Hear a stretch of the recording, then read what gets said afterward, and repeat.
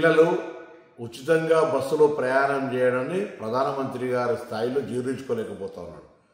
తప్పేంది, కొన్ని రాష్ట్రాలు అక్కడ నుండి మహిళల మీద వారికి ఒక ఆర్థికంగా ఉపయోగపడాలనేటువంటి ఆలోచనతో ఉచిత బస్సు సౌకర్యం కలిగేసింది. వాస్తవంగా దీనికి మెట్రోకు సంబంధం లేదు. మెట్రో ప్రయాణికుల సెక్టర్ మెట్రో ప్రయాణికులదే. ఇవాళ కూడా మెట్రో పరంగా ఇంటర్వ్యూ చేస్తే ఇంకా బోగిలు పెంచమని అడుగుతా ఉన్నారు. అది వదిలిపెట్టి ప్రధానమంత్రి గారు రాజకీయపరమైనటువంటి లబ్ధికి సంబంధించిన విషయంలో ఆలోచన చేస్తూ ఉన్నారా?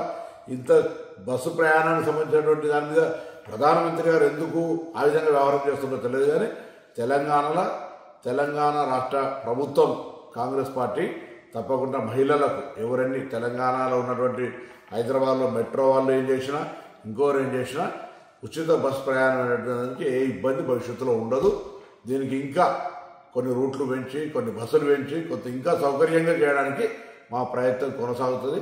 ఆ విషయాన్ని గమనించాలి. ప్రధానమంత్రి గారు మీరు మహిళల మీద ఆడిపోసుకోవడం బంద్ చేసుకోండి.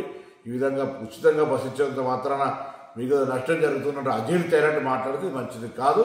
ఇటువంటి చిన్న పరమైన వ్యాఖ్యలు చేసి ప్రధానమంత్రి స్థాయికి దిగజార్చుకోవద్దని నీతో చెప్తాను.